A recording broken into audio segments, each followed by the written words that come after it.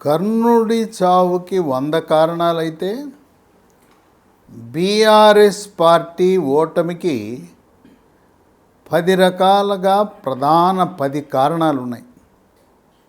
వాటిలో మొట్టమొదటిది టీఆర్ఎస్ పార్టీని పేరు మార్చి బీఆర్ఎస్ పార్టీని పేరు పెట్టడం ద్వారా ఆ సెంటిమెంటు పేగుబంధం తెగిపోయింది.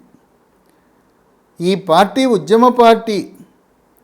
తెలంగాణ రాష్ట్ర ప్రజలతో తెలంగాణ అనే పదము అదొక సెంటిమెంటు వ్యవహారం. పేగుబంధం తెగిపోయినట్లయింది పేరు మార్చడం వల్ల. గత 60 సంవత్సరాల రాజకీయ వాతావరణాన్ని గమనిస్తే ఏ ఒక్క రాజకీయ పార్టీ కూడా ఉమ్మడి రాష్ట్రంలో 2 సార్లు 10 సంవత్సరాలు దాటి ఏ రాజకీయ పార్టీ కూడా అధికారము కొనసాగించలేదు. తెలుగు ప్రజల యొక్క సెంటిమెంటు 2 సార్లు 10 ఏళ్ళు అయ్యేసరికి ఆ ప్రభుత్వంపై, ఆ ప్రభుత్వం నిర్వహించే పార్టీపై వెగటు వస్తుంది. మార్పు కోరుకుంటారు. కనుక హ్యాట్రిక్ ప్రభుత్వము గతంలో ఎన్నడూ ఏర్పడలా. అది తెలుగుదేశం పార్టీ అయినా కాంగ్రెస్ పార్టీ అయినా 2 టర్ములు అయ్యి 10 ఏళ్ళు అయితే ఇంకా చాలు మీ పాలన అన్నారు. అదేవిధంగా 2 టర్ములు అవ్వగానే తెలుగు ప్రజల యథావిధి సెంటిమెంట్ ప్రకారం మార్పు కోరుకున్నారు. మార్పు అనేది జరగటం జరిగింది. ఇక 2 నిరుద్యోగ యువత. తెలంగాణ రాష్ట్రంలో తెలంగాణ రాష్ట్ర సర్వీస్ కమిషన్లో నమోదు చేసుకున్న 30 లక్షల మంది యువత వాళ్ళు పూర్తిగా బీఆర్ఎస్ పార్టీకి వ్యతిరేకంగా పనిచేశారు. అది కూడా కొల్లాపూర్లో బర్రెలక్క కర్నె శిరీష ఆమె ఓట్లు సాధించకపోయినా గెలవకపోయినా సోషల్ మీడియాలో బర్రెలక్క చేసిన హల్చల్ వల్ల రాష్ట్ర వ్యాప్తంగా దాని ప్రభావము 119 నియోజకవర్గాలపై పడటం వల్ల తెలంగాణ రాష్ట్ర పబ్లిక్ సర్వీస్ కమిషన్లో జరిగిన అవినీతి, అక్రమాలు, పేపర్ లీకులు, పరీక్ష నిర్వహించలేని దుస్థితి, గ్రూప్ 1 పరీక్షలైతే 2 సార్లు జరిపి రద్దు చేయటం, నిరుద్యోగ యువత యొక్క ఆగ్రహావేశాలు బీఆర్ఎస్ పార్టీకి కొంతవరకు ఓటమికి కారణమైంది. అంతేకాకుండా తెలంగాణ రాష్ట్ర సమితి అధికారంలోకి వస్తే 3,000 రూపాయలు నిరుద్యోగ భృతి ఇస్తానని హామీ ఇచ్చి దాని గురించి ఊసే ఎత్తలేదు. నీళ్లు, నిధులు, నియామకాలనే ట్యాగ్ లైన్తో ఉద్యమం చేసిన వివిధ యూనివర్సిటీలు, ప్రధానంగా ఉస్మానియా, కాకతీయ యూనివర్సిటీ విద్యార్థులు 1,200 మంది ఆత్మ బలిదానాలతో ఏర్పడిన తెలంగాణ రాష్ట్రం భౌగోళిక తెలంగాణ ఏర్పడింది, సామాజిక తెలంగాణ ఏర్పడలేదనేది అందరి భావం. కనుక ఇంటికొక ఉద్యోగం అని ప్రచారం చేశారు. ఇంటికొక ఉద్యోగం కాదు కదా, మండలానికి ఒక ఉద్యోగం కూడా రాని పరిస్థితి. గత 9.5 సంవత్సరాల కాలంలో ఖాళీగా ఉన్న 2,90,000 ఉద్యోగాలు నింపటంలో వైఫల్యము చెందిన బీఆర్ఎస్ పార్టీకి నిరుద్యోగ యువత వాళ్ళ యొక్క వ్యతిరేకత ఓటమికి కారణమైంది. ఇక 3 దళిత బంధు. ఈ దళిత బంధులో కుటుంబానికి 10 లక్షల ఆర్థిక సహాయం. రాజ్యాంగబద్ధంగా ఎస్సీ సబ్ ప్లాన్ అనుంది. ఆ ఎస్సీ సబ్ ప్లాన్ నిధులను మళ్లించి దానికి పేరు పెట్టి దళిత బంధు అని పెట్టి రాజకీయ నాయకులు 30% కమిషన్ తీసుకుంటున్నారు ఎమ్మెల్యేలు అని చెప్పి సాక్షాత్తు ముఖ్యమంత్రే ప్రకటన కూడా చేయటం జరిగింది. దళిత బంధు రాష్ట్రమంతా కలిపి కేవలం 50,000 కుటుంబాలకు మాత్రమే లబ్ధి కలిగింది. అది కూడా లంచం ఇచ్చిన వాళ్ళకే దళిత బంధు లభించింది. ఆ లంచం కూడా సొంత బీఆర్ఎస్ కార్యకర్తల దగ్గర కూడా లంచము తీసుకుని నాయకులు ఈ దళిత బంధుని కేటాయించారనే ఆరోపణలు ఉన్నాయి. తెలంగాణ రాష్ట్రంలో 19 ఎస్సీ నియోజకవర్గాలుంటే 19లో కాంగ్రెస్ పార్టీ 14 నియోజకవర్గాలు గెలిచింది. అంటే దళిత బంధు ప్రవేశపెట్టిన 14 ఎస్సీ నియోజకవర్గాల్లో బీఆర్ఎస్ పార్టీ ఓటమి చెందిందంటే దళితులు పూర్తిగా వ్యతిరేకించారు. తెలంగాణ రాష్ట్రంలో గిరిజనులకు కేటాయించిన ఎస్టీ నియోజకవర్గాలు 12 ఉన్నాయి. 12లో గిరిజనులు ఎస్టీలు 9 నియోజకవర్గాల్లో కాంగ్రెస్ పార్టీ గెలవటం జరిగింది. అంటే ఎస్సీ ఎస్టీల్లో 14 అంటే 23 నియోజకవర్గాల్లో 31 నియోజకవర్గాలు ఎస్సీ ఎస్టీలకు ఉంటే 23 నియోజకవర్గాల్లో ఎస్సీ ఎస్టీ నియోజకవర్గాల్లో కాంగ్రెస్ పార్టీ గెలిచిందంటే దళిత బంధు ఎంత అస్తవ్యస్తంగా నిర్వహించబడిందో అర్థమవుతూ ఉంది. ఇక 4 డబుల్ బెడ్రూమ్లు ప్రచారానికే ఉపయోగపడింది. డబుల్ బెడ్రూమ్లు ఎక్కడున్నాయంటే కేవలం హరీష్ రావు నియోజకవర్గం సిద్దిపేట, ముఖ్యమంత్రి నియోజకవర్గం గజ్వేలు, కేటీఆర్ నియోజకవర్గం సిరిసిల్లలో మాత్రమే డబుల్ బెడ్రూమ్లు. ఇంకా ఎక్కడా కూడా అవి కేవలం ప్రచారాస్త్రం, ఊరించారు. డబుల్ బెడ్రూమ్ కేటాయింపులో కూడా బీఆర్ఎస్ నాయకులకు లంచం ఇవ్వకపోతే కేటాయింపు జరగలేదనే ఆరోపణలు ఉన్నాయి. ఇక 5 ఉద్యోగస్తులకు వాళ్ళకి జీతాలు ఇచ్చే పరిస్థితి లేదు. 1వ తారీఖుకి జీతం పొందటం అనేది ఉద్యోగుల యొక్క హక్కు. అలాంటి హక్కు ఈ రోజున ప్రభుత్వ ఉద్యోగులకు 7వ తారీఖు నుంచి ప్రారంభమై ఎప్పుడు వస్తుందో కూడా తెలవని పరిస్థితి. ఇక టీచర్ల పరిస్థితి అయోమయం, గందరగోళం. ప్రభుత్వ ఉద్యోగులకు జీతము సకాలములో 1వ తారీఖు ఇవ్వలేని పరిస్థితి.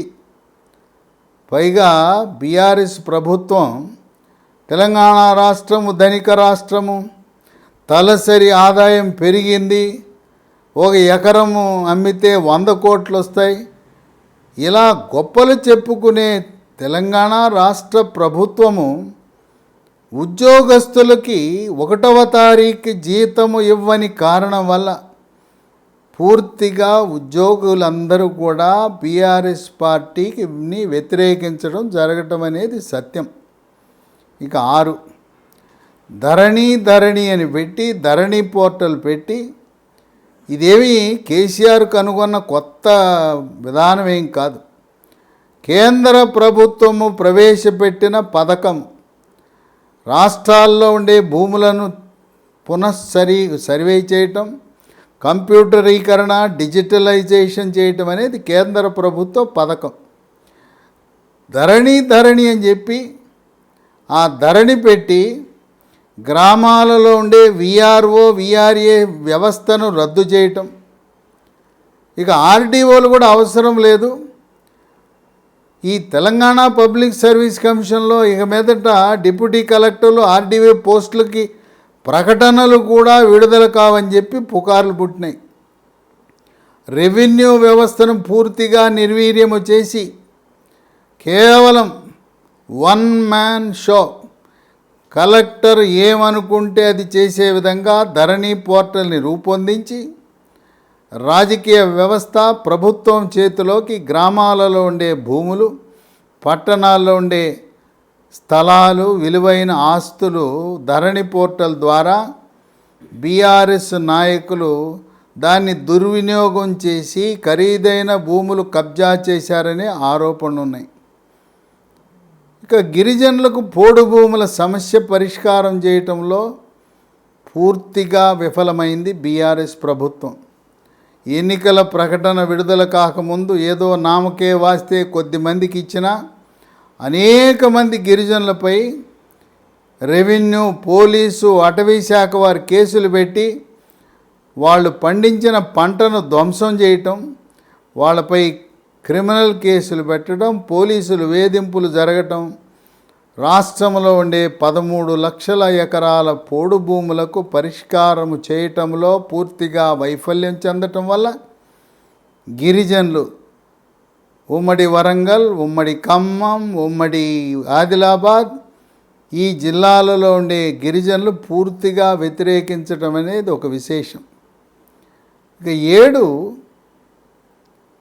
ఏదైతే కేసీఆర్ మూకుమ్మడిగా 105 అసెంబ్లీ సీట్లు అభ్యర్థులను ఆగస్టు నెలలో ప్రకటించాడో అదే కొంపముంచింది. ఆయన ప్రకటించిన 105 మంది ఎమ్మెల్యేలలో 35 మంది ఎమ్మెల్యేలపై పూర్తి వ్యతిరేకత ఉన్నది. వాళ్ళపై అవినీతి ఆరోపణలు ఉన్నాయి.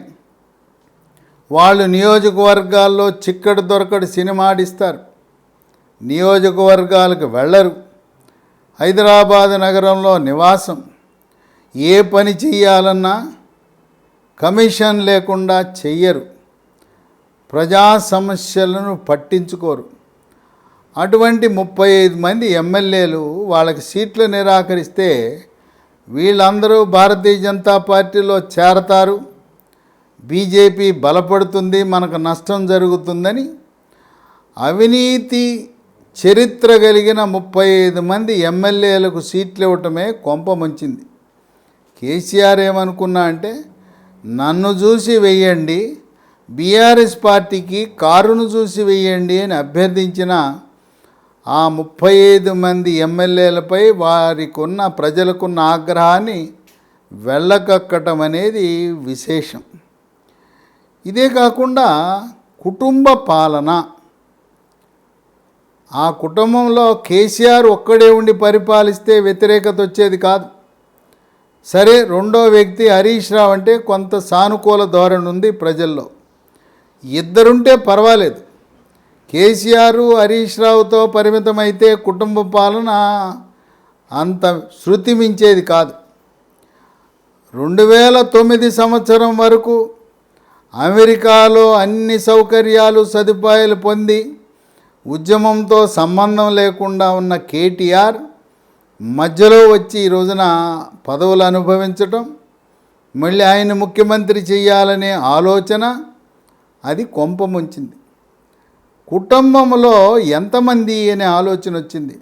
కేసీఆర్, కేటీఆర్, హరీష్ రావు, కవిత, ఇంకొక ఆయన పట్టుకొచ్చి సంతోష్ అని ఆయన కూడా సొంత కుటుంబ సభ్యుడే, ఆయన్ని రాజ్యసభ సభ్యుడు చేయటం. ఇక వీళ్ళు చాలనక ఇప్పటికే వీళ్ళు కేసీఆర్ ముఖ్యమంత్రి, కేటీఆర్ ఆయన అన్ని చక్రం తిప్పుతాడు. ఇక హరీష్ రావు ఉండగా మరొక మంత్రికి, వెలమ సామాజిక వర్గం మంత్రికి, మరొకరికి ఎర్రబెల్లి దయాకర్ రావుకి మంత్రివర్గంలో స్థానం కల్పించటం కూడా కొంత ప్రజలలో వ్యతిరేకతకు కారణమైంది. అలాగే బోయినపల్లి వినోద్ కుమార్ కీలకమైన పదవి, రాష్ట్ర planning board vice chairman cabinet ర్యాంకులో ఇవ్వటం కూడా కొంత కంటగింపుగా మారింది. ఇక కేసీఆర్ యొక్క ప్రవర్తన, అహంకారం, రాజరికపు పోకడలు నయా నిజామును తలపించే విధంగా చేయటం, బంగారంలో ఉండే నూతన భవనాలు సెక్రటేరియట్లో కూల్చివేసి అది వాస్తు పనికిరాదు, వాస్తు అని కూలగొట్టి ప్రజాధనాన్ని దుర్వినియోగం చేసి ఎన్నడూ కూడా సెక్రటేరియట్కి, సచివాలయానికి వెళ్లకుండా ఫార్మ్ హౌస్కే పరిమితమై మంత్రులకు ఇంటర్వ్యూలు లేవు, ఎమ్మెల్యేలకి, ఎంపీలకి ఎవరికి ఇంటర్వ్యూలు లేవు. గతంలో ముఖ్యమంత్రులు నివాసములు అయితే, ఇంటి వద్ద అయితే ఉదయం 1 గంట, సెక్రటేరియట్లో అయితే సాయంత్రం 1 గంట ప్రజలకు వచ్చి కలిసి వారి దగ్గర నుంచి విజ్ఞప్తులు స్వీకరించి ప్రజా సమస్యలు పరిష్కరించేవారు. కేసీఆర్ మంత్రులు, రాజకీయ పార్టీలు, ప్రతిపక్ష పార్టీలు ఎవరిని కూడా లెక్క చేయకుండా ఒక నియంత పాలన కొనసాగించాడనే విమర్శలు ఉన్నాయి. ఇక 8వది పదవుల పంపకాలు. ఆయన వాగ్దానం చేసింది ఏది కూడా అమలు చేయలేదు. నామినేటెడ్ పదవులన్నీ ఖాళీగా ఉంచి ఎన్నికల షెడ్యూల్ విడుదల చేయటానికి ఒక నెల రోజుల ముందు మాత్రమే నింపటం జరిగింది. అనేక మంది వివిధ పార్టీల నాయకులను పార్టీలో చేర్చుకుని కండవా కప్పి వాళ్ళను చెట్టు కట్టేసిన విధంగా వాళ్ళని పార్టీలో చేర్చుకుని కదలకుండా మెదలకుండా చేసి వాళ్ళకి ఇస్తానన్న పదవులు ఇవ్వకపోవటం కూడా పార్టీలో వ్యతిరేకత వచ్చింది. ఉదాహరణకు పెద్దిరెడ్డి. ఆ పెద్దిరెడ్డి హుజూరాబాదు ఉప ఎన్నిక సందర్భంగా పార్టీలో చేర్చుకున్నారు. అట్లాగే దళిత బంధు ప్రవేశపెట్టినప్పుడు మోత్కుపల్లి నరసింహుల్ని చేర్చుకున్నారు. అలాగే నిజామాబాదు కవిత ఎన్నిక సందర్భంగా మండవ వెంకటేశ్వరరావుని చేర్చుకున్నారు.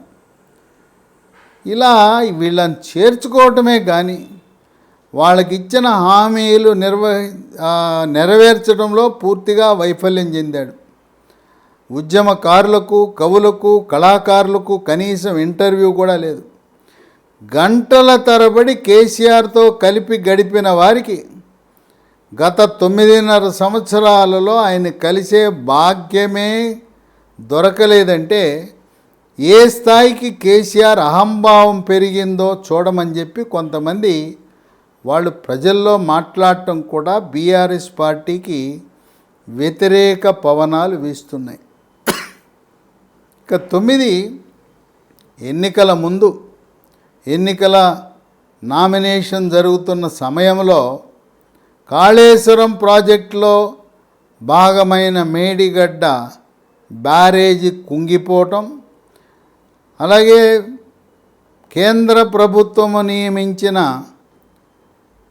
ఈ డ్యాము భద్రత గురించిన నిపుణుల కమిటీ లోపాలను పత్రికాముఖంగా వెలువరించటము ద్వారా కాళేశ్వరం ప్రాజెక్టులో అవినీతి జరిగిందని తెలంగాణ రాష్ట్ర ప్రజలు బలంగా నమ్మటం వల్ల ముఖ్యంగా రైతులు, కౌలు రైతులు, గ్రామీణ వాసులు, విద్యాధికులు, మేధావులు కూడా ఇంతవరకు ప్రపంచంలో ఏ ప్రాజెక్టు కూడా కట్టిన 3 సంవత్సరాలలో కుంగిపోవటం అనేది జరగబోదు.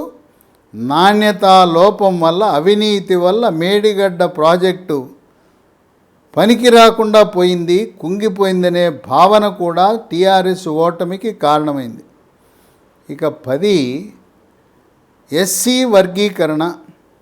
ప్రధానమంత్రి మోదీ మందకృష్ణ మాదిగ పెట్టిన సభకు పెద్ద ఎత్తున ఆయన మాదిగలను సమీకరించి మాదిగ విశ్వరూప సభని పెడితే కేసీఆర్ నేను చేస్తా వర్గీకరణ చేస్తానని చెప్పి ఎప్పటి నుంచో హామీలు ఇస్తూ వాళ్ళకి న్యాయము చెయ్యని కారణం వల్ల మాదిగ సామాజిక వర్గము ఎస్సీ వర్గీకరణ చెయ్యని కారణం వల్ల వాళ్ళు దూరం జరిగారు.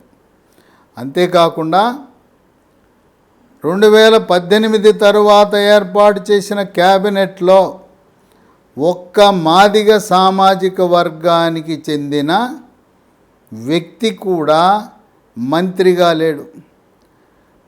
రాష్ట్రంలో దళితుల సంఖ్య 18% ఉంటే కేవలం ఒక్క మాల సామాజిక వర్గానికి చెందిన కొప్పుల ఈశ్వర్కు మాత్రమే స్థానం ఉంది. మాదిగ సామాజిక వర్గానికి ప్రాతినిధ్యం లేని కారణం వల్ల మేము కేసీఆర్ కనపడటం లేదు, వర్గీకరణ ఊసెత్తటం లేదు, మాకు ఒక ద్రోహం చేస్తున్నాడని ఆత్మగౌరవం దెబ్బతిందని మాదిగలు కూడా బీఆర్ఎస్ పార్టీని వ్యతిరేకించటం, భారతీయ జనతా పార్టీ పట్ల అనుకూలత చూపించటం అనేది కూడా ఒక విశేషం. అలాగే కమ్యూనిస్టులను దూరం చేసుకోవటం. మునుగోడు ఉప ఎన్నిక సందర్భంగా కమ్యూనిస్టులు సిపిఐ సిపిఎం పార్టీ ఆ రోజున బీఆర్ఎస్ పార్టీతో సహకరించకపోతే కూసుకుంట్ల ప్రభాకర్ రెడ్డి బీఆర్ఎస్ క్యాండిడేట్ ఎట్టి పరిస్థితుల్లో గెలవడు. ఆ రోజు అవసరానికి కూరలో కరివేపాకులా సిపిఐ సిపిఎం పార్టీలను ఉపయోగించుకుని వాళ్లకు భోజనాలు పెట్టి విందులు పెట్టి కారులో ఎక్కించుకుని తన కారులో తీసుకువెళ్ళి మునుగోడులో జరిగిన సభలో ముందు వరుసంతా కామ్రేడ్లనే కూర్చుండబెట్టి ఆ విధంగా వాళ్ళని ఆకాశంలోకి ఎత్తేసి మునుగోడు ఎన్నిక గెలిచిన తర్వాత కామ్రేడ్లకు కనీసం ఇంటర్వ్యూ కరువు అవటం, సిపిఐ సిపిఎం పార్టీలను దూరం చేసుకోవటం ద్వారా ఉమ్మడి నల్గొండ ఉమ్మడి ఖమ్మం జిల్లాలో బీఆర్ఎస్ పార్టీకి ఆశించిన బలం లభించలేదు, సీట్లు లభించలేదు. ఉమ్మడి ఖమ్మంలో ఒకే సీటు, ఉమ్మడి నల్గొండలో ఒక్క సీటుకే పరిమితం అవటం. ఆ మునుగోడు ఉప ఎన్నిక తరువాత కామ్రేడ్లతో కలిసి ప్రయాణము చేసి వాళ్లతో పొత్తు పెట్టుకుంటే కొంతవరకు బీఆర్ఎస్ పార్టీకి ప్రయోజనం లభించేది అనే ఆలోచన ఉన్నది. ఏదేమైనా ప్రజలు కుటుంబ పాలనను వ్యతిరేకిస్తున్నారు, అవినీతి అరాచకాన్ని వ్యతిరేకిస్తున్నారు. హైదరాబాద్ నగరంలో ఉండే అన్ని రియల్ ఎస్టేట్ సంస్థలు కూడా కేసీఆర్ కుటుంబానికి బినామీ సంస్థలనే అభిప్రాయం ప్రజల్లో ఉంది. ఇక కవిత లిక్కర్ కుంభకోణం వ్యవహారం, ఆమె అవినీతికి పాల్పడినదని ఆధారాలున్నా భారతీయ జనతా పార్టీ ఢిల్లీలో ఉండే కేజ్రీవాల్ ప్రభుత్వం, ఆమ్ ఆద్మీ పార్టీ ఢిల్లీ ప్రభుత్వ ఉప ముఖ్యమంత్రిని జైల్లో పెట్టినప్పుడు కవితను ఎందుకు అరెస్టు చేయలేదు అనేది కొంతవరకు బీఆర్ఎస్ పార్టీకి ఎలాగో నష్టం జరిగింది. కవిత యొక్క లిక్కర్ కుంభకోణం వ్యవహారం, ఆమెను అరెస్టు చేయకపోవటం అనే అంశము కూడా దాని ప్రభావము కొంతవరకు భారతీయ జనతా పార్టీ గెలుపు అవకాశాలను కూడా దెబ్బతీసినాయి అనేది నిజం. చాలామంది కవితను అరెస్టు చేస్తారు, రేపో మాపో అరెస్టు చేస్తారని భావించిన సమయంలో ఆమె అరెస్టు కాకపోవటం వల్ల లోపాయికారిగా భారతీయ జనతా పార్టీ బీఆర్ఎస్ పార్టీకి ఏదో రహస్య ఒప్పందం ఉన్నదని, ఇదంతా కూడా గల్లీలో కుస్తీ ఢిల్లీలో దోస్తీ అనే వ్యవహారముగా కాంగ్రెస్ పార్టీ అభివర్ణించటం వల్ల కవితను అరెస్టు చేయకపోవటం వల్ల భారతీయ జనతా పార్టీకి కొంత నష్టం జరిగిందనే విషయం కొంతమంది విశ్లేషకులు ప్రజలు భావిస్తున్నారు. ఏదేమైనా తెలుగు ప్రజలు 2 టర్ములు దాటి ఏ ప్రభుత్వాన్ని కూడా ఆదరించరు అనేది అక్షర సత్యం. ఇప్పుడు కూడా కాంగ్రెస్ పార్టీ యొక్క మెజారిటీ బొటాబొటిగా వచ్చింది, కేవలం 65 సీట్లకే పరిమితం.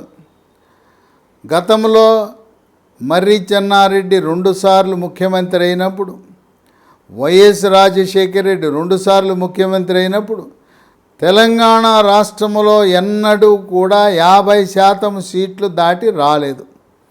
మొట్టమొదటిసారిగా 50% అంకె దాటినా ఇది వాళ్లకు స్థిరమైన ప్రభుత్వాన్ని ఏర్పాటు చేయటానికి అంతగా దోహదపడదు. కనుక కాంగ్రెస్ పార్టీ వాళ్ళ యొక్క మేనిఫెస్టో ఎన్నికల ప్రణాళిక కంటే కూడా కేసీఆర్ను గద్దె దింపాలి, అహంభావైన కేసీఆర్ ఉండకూడదు అనే కవులు, కళాకారులు, ఉద్యమకారులు అందరూ కూడా ముక్తకంఠంతో పనిచేయటం వల్ల ఇది ప్రభుత్వ వ్యతిరేక పవనాల వల్ల ప్రత్యామ్నాయంగా కాంగ్రెస్ పార్టీని ఎంపిక చేశారు. ఆ కాంగ్రెస్ పార్టీ అంటే కలహాల కుంపటి, వెన్నుపోట్లు. వేచి చూడాలి వాళ్ళ యొక్క ప్రవర్తన ఏమైనా మారుతుందా, లేదు ఎప్పటి వలనే మేము మారం, మా నైజం ఇంతే, మా స్వభావం ఇంతే, ఎవరు ముఖ్యమంత్రి అయినా మేము వాళ్ళపై నిత్య అసమ్మతి కొనసాగిస్తామనే ధోరణి కొనసాగితే కాంగ్రెస్ పార్టీ ప్రభుత్వానికి గడ్డు కాలమే. ఇప్పుడైనా కేసీఆర్ మారాలి, ప్రజలతో కలవాలి, ప్రజాప్రతినిధుల్ని గౌరవించాలి. అలాగే ఈ కుటుంబంలో అందరికీ ఉద్యోగాలు కాదు, కుటుంబంలో ముఖ్యమంత్రి ఉండగా కొడుకు, మేనలుడు, కూతురైతే నిజామాబాద్ ఎంపీగా ఓడిన తర్వాత మళ్ళీ ఎమ్మెల్సీ ఉద్యోగం అయినా సంతోష్ ఆయనకి ఎందుకు అని ఈ ధోరణి మారాలి. బీజేపీ పార్టీ బీసీ ముఖ్యమంత్రిని చేస్తామంటే మరి దొరల పాలన ఎంతకాలం అనే నినాదాన్ని ప్రాచుర్యంలోకి తెచ్చింది కాంగ్రెస్ పార్టీ. అందువల్ల జనాభా నిష్పత్తి ప్రకారం కేసీఆర్ ఒక్కడే ముఖ్యమంత్రిగా కొనసాగి హరీష్ రావు కూడా ఉన్నా ఎటువంటి వ్యతిరేకత వచ్చేది కాదు. కేటీఆర్, కవిత, సంతోష్ వీరందరి ప్రమేయం వల్ల, కుటుంబ పాలన వల్లనే బీఆర్ఎస్ పార్టీ ఓటమి చెందిందని విశ్లేషకులు భావిస్తున్నారు.